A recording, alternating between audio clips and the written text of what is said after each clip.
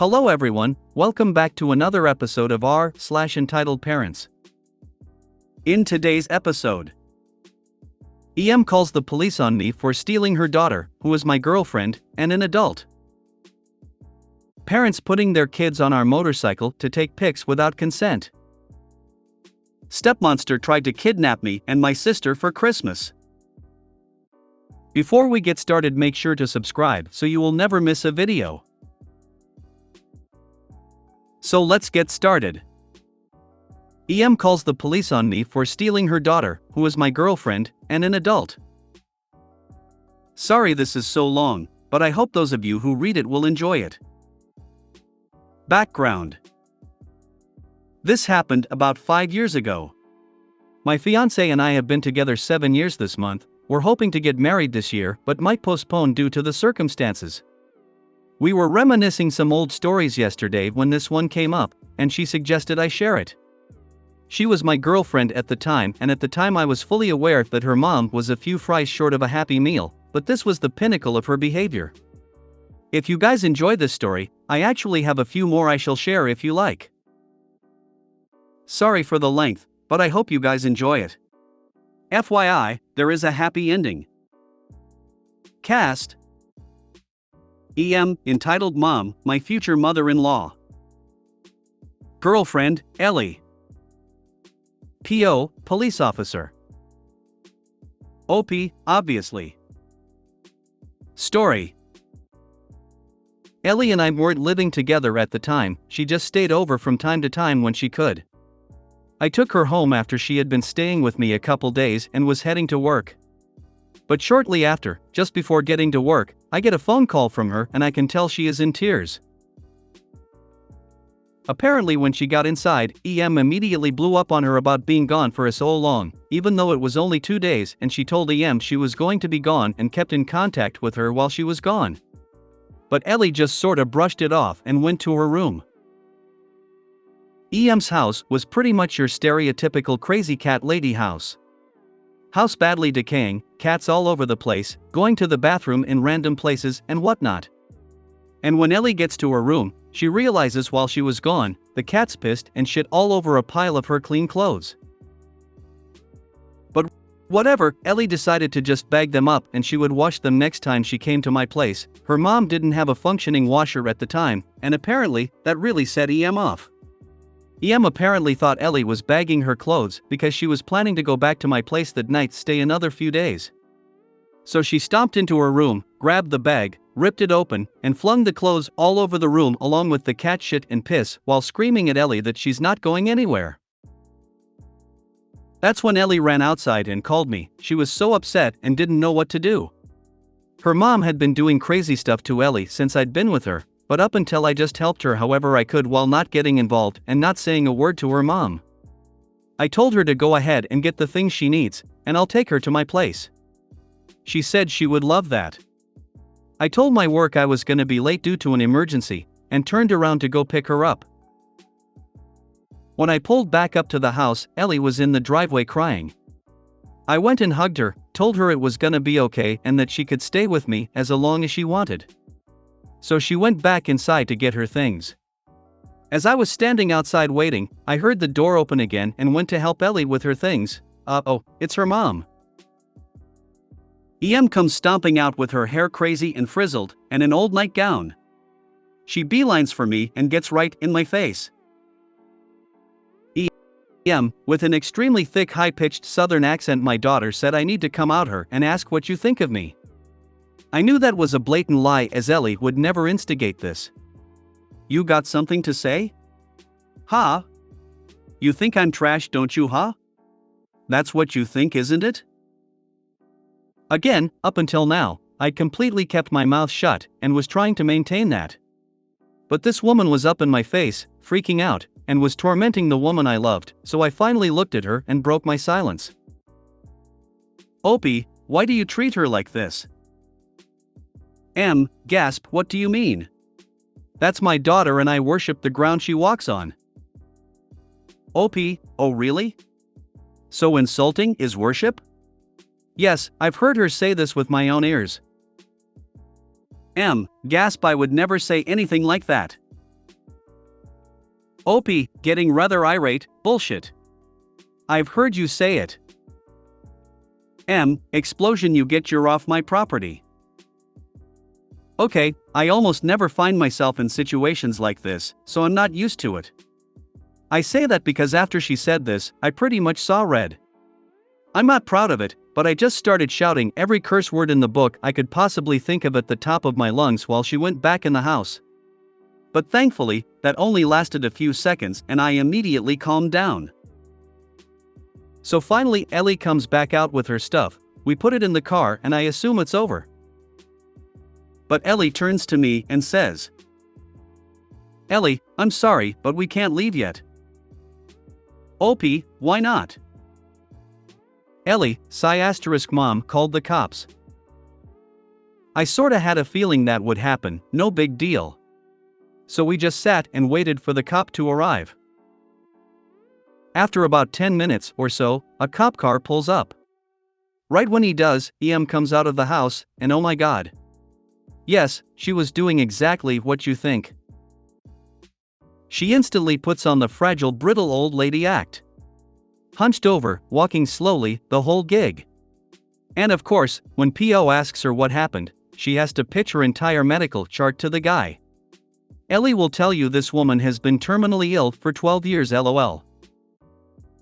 So when she finally gets done trying to milk this poor guy for sympathy, she tells her version of what happened.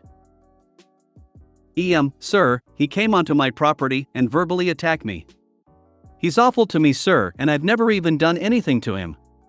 He's turned my daughter against me and is trying to convince her to leave. At first, he seemed somewhat sympathetic to her, until he turns to Ellie. PO, ma'am, this is your boyfriend? Ellie, yes sir. PO, okay, and how old are you? Ellie, sir, I'm 23. This was my favorite part because the officer looked up from his notepad with a look of wait, what? Obviously he was thinking Ellie was a minor or something based off of how EM was acting, but quickly realized just what he was dealing with. Eventually he turns to me. PO, okay sir, please give me your version of what happened. I did so. Funny side note, at one point PO looks up at me and says, PO, you look really familiar, do I know you?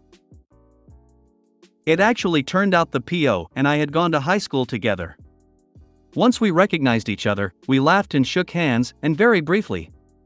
This was hilarious because out of the corner of my eye, I see EM has a big scowl on her face as she sees me getting friendly with PO. But anyway, PO puts his notepad away and turns to me. Just FYI, he says the following with this heavy tone of I know that you are fully aware of this and don't believe you are in the wrong at all, but I have to say this as a formality. PO, well OP, she doesn't want you on the property, so be aware that if you come back here you technically can be charged with trespassing. Do you understand this as I've explained it? OP, absolutely sir. EM, but sir, I want to press charges. PO, he didn't do anything illegal ma'am.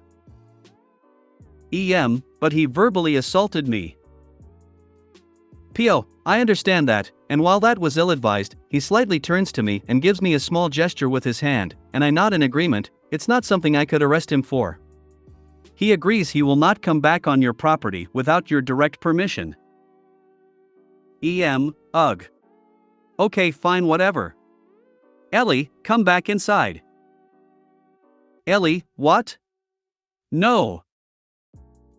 EM, you heard PO. OP is leaving and you're staying here. PO, whoa, ma'am, I didn't say that at all. M, but, BU. PO, your daughter is not a child ma'am, she is a full-grown adult, she has every right to go wherever she wants. EM, I'm her mother. She lives under my roof. I told her she needs to stay here so she needs to stay. PO, no ma'am, that's not how it works. If she wants to go stay with her boyfriend, there is absolutely nothing you can do to stop her. EM starts the fake crocodile tears and stomps in the house in defeat.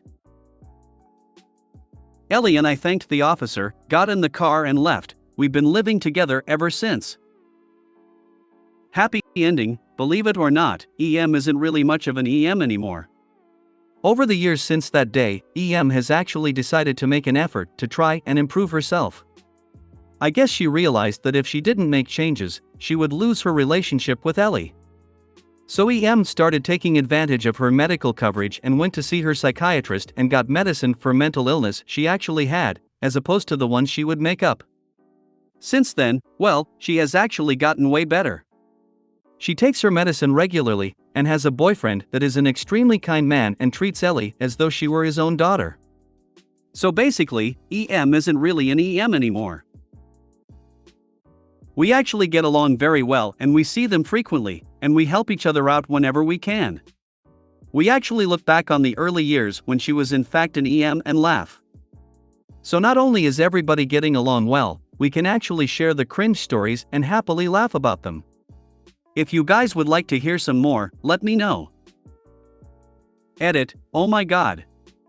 Thank all of you guys so much for your upvotes, awards, kind wishes and positive support. I'm so glad you guys enjoyed this so much. I am absolutely blown away by your responses. And so is Ellie. We greatly appreciate it all.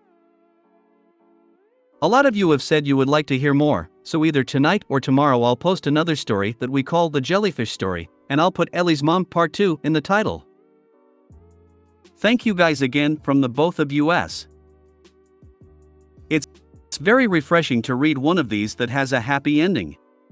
It's also good to hear that you and Ellie are still together. I'm glad the EM got help and that she changed her ways, too. Overall super happy after this story. Thanks for sharing it, OP. Thank you so much. And you're welcome. Like I said, I've got a couple more stories that I might share later. They are much shorter and more lighthearted, honestly, lol. What a nice happy ending, even though you had to deal with an EM in the past, but this shows that not everything has to end up being a sad ending. Definitely. It actually restored a lot of faith in humanity. I give a lot of credit to her boyfriend especially. I seriously can't even begin to say what a great man he has been, especially to Ellie.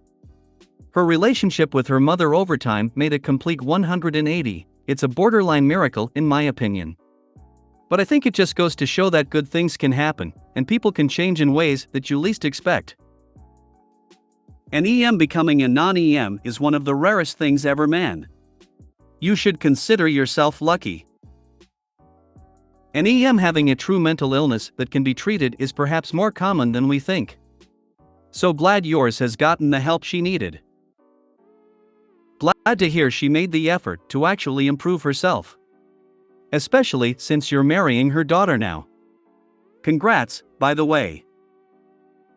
I have to give you congrats on two things. One, congrats mate on the engagement, if I am pronouncing it right, English isn't my first language. And two, this is the first story I have heard of a EM getting actual help. Deep down, I believe the ex-EM knew that if she didn't get her act together, she'd lose out on seeing her daughter grow up happy. That means she still loved her enough to admit her own fault, and then mustered up the resolve to change herself for the better. And yes, you did spell engagement right. The ending actually makes me enjoy this story a lot more, like 50 million of these stories are about an EP who never changes and either the poster just bears with it or cuts contact, but to read a story where an EP realized they were the problem and actually worked on getting better and can look back and go, what the hell was I thinking, is so wholesome. I wonder how many other of the stories on this Reddit involve untreated mental illness like this one does. I would imagine quite a lot. Good thing she actually did something about it.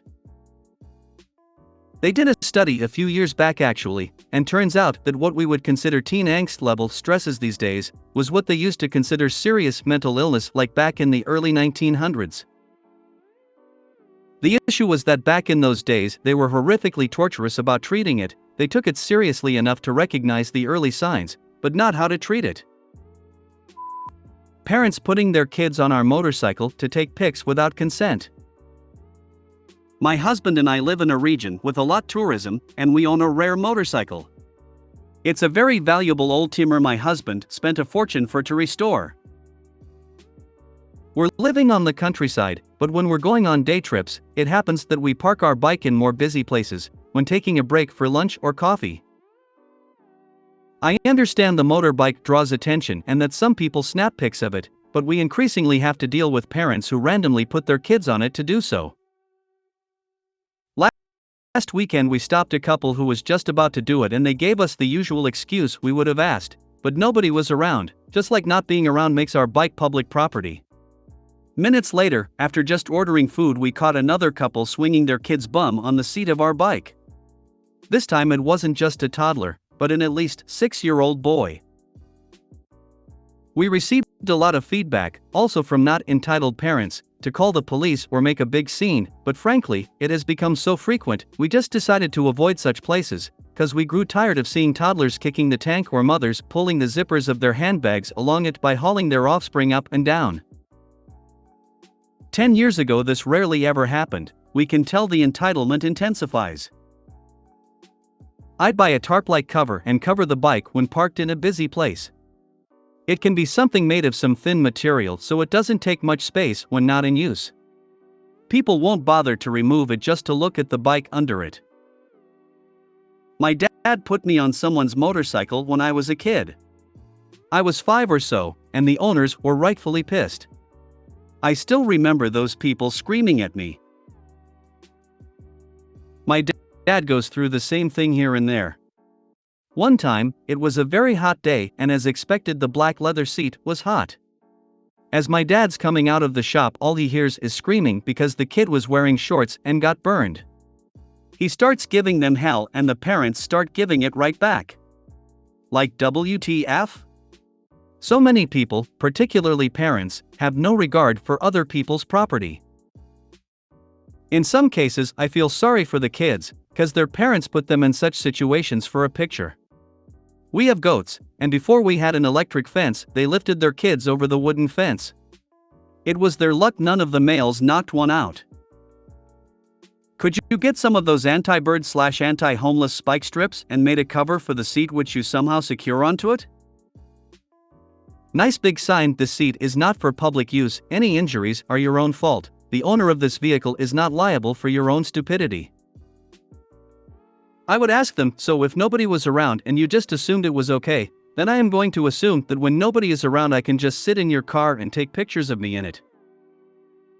You could try a 3D brake lock, I don't know any better description for that, it's a brake disc lock that detects movement and an alarm will go off.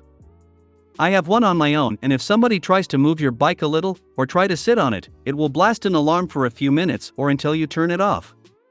Should help to keep people away. Plus fun to watch maybe too. Why do people think this is okay? Would they open the door for a rare car and have their child sit in the driver's seat for a photo? This is your property. I would put a sign up that says this is not for public use and not available for photos. You will be liable for any damage to the motorcycle. Yes, they would open the door of a rare car and put their kid in it. Visit any vintage car show and sit back and watch it happen over and over again. Just saw it this past weekend at a vintage car rally. Zero respect from these parents. My wife and I will keep our bikes at the end of the driveway during the day we are using them. My wife has a really nice sport bike and the neighborhood kids all like to look at them. There were 2 separate incidents where they just tried to get on the bike and I'm glad I was near the front door because they would have likely tipped the thing. Trying to get on the wrong way and being small. One parent even tried to object, but I shut that shit down promptly. The entitlement definitely seems to have drastically increased. It's frustrating and it makes me feel like I'm taking crazy pills sometimes. Those parents don't seem to understand that a bike can actually crush young legs and feet, and anything underneath it as it falls. Stepmonster tried to kidnap me and my sister for Christmas. This happened in 2009, when I was 15 and my sister was 11. I honestly don't remember it well. I had to call my mother to fill me in on some details, and it helped a little. My parents got divorced when I was 10. My mother got primary custody, but we stayed with my father for about 3 days a week, sometimes more. They took turns celebrating the holidays with us. We'd spend them with one parent in 1 year, and with the other one the next. In March 2009, my father and his then-girlfriend Molly broke up after he confessed to cheating with the woman that eventually became SM. Years later, I found out that affair had been going on for almost 2 years by the time he told Molly. He introduced SM to us in May, on my birthday, actually, and they almost immediately announced their engagement. From that moment, she started trying to force us all to be a happy blended family, which usually meant forcing us to do everything she, or sometimes my stepbrother, wanted and pretending my mom wasn't in the picture. SM and my dad started pushing her to leave us with them a lot more often than my parents had previously agreed, but she thankfully wouldn't budge. We started getting ready for the holidays in November, and SM started talking about a ski resort, hotel? I don't know, it was 14 years ago, that she wanted to visit with us. It was a 3-hour car drive from where we lived and was clearly more suited for couples, younger children, or the elderly. Neither me or my sister actually wanted to go, but before we could say that, SM asked us when we'd be done with school so that she could book it for a 2-week trip during our winter break. I was happy to be the one to break it to her. We'd spent Christmas and New Year's Day with my father and Molly the year before, so it was my mom's turn to have us. My father and SM called my mother dozens of times to try to convince her to let them take us, insisting that SM was excited to spend Christmas with us and that the previous year's holidays didn't count because we'd spent them with Molly. My mom said no, as she'd already made plans, and the subject was dropped for a few weeks. Then, on our last day of school before winter break, SM picked me and my sister up from our schools. That was fine, we were supposed to spend a couple days with my father before the holidays. What wasn't fine was that the moment we got into her car, SM said, "We're going to the ski resort." Surprise! She proceeded to tell us that they'd already packed our bags for us, and Dad would meet us there. I asked if my mom knew about this, and she said, "Sure," but I knew that was a lie.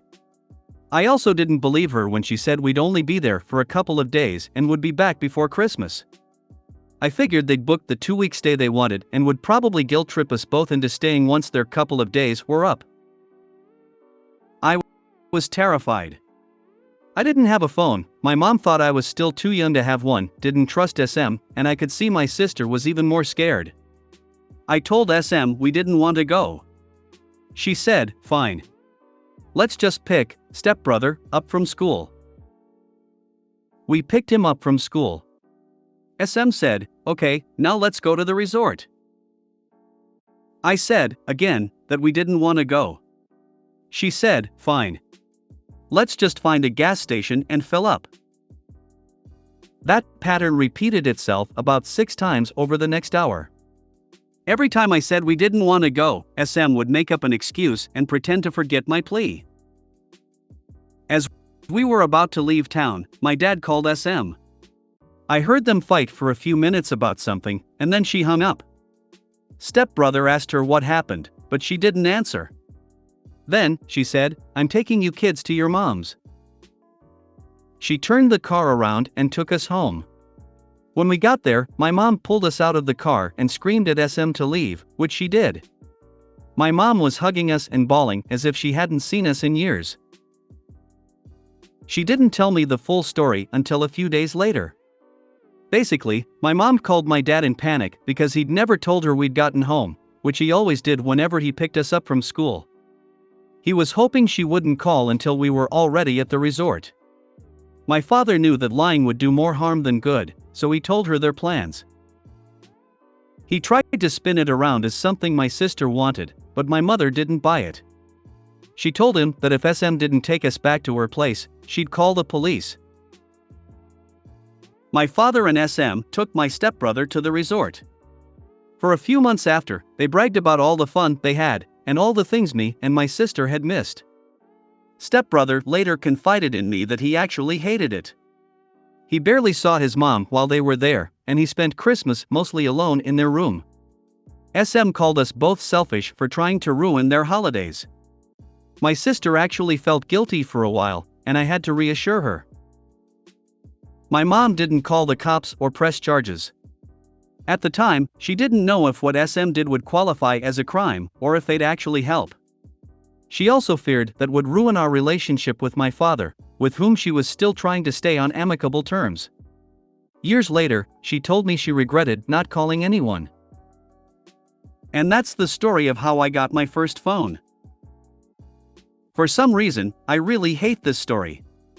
So much that I avoid talking about it.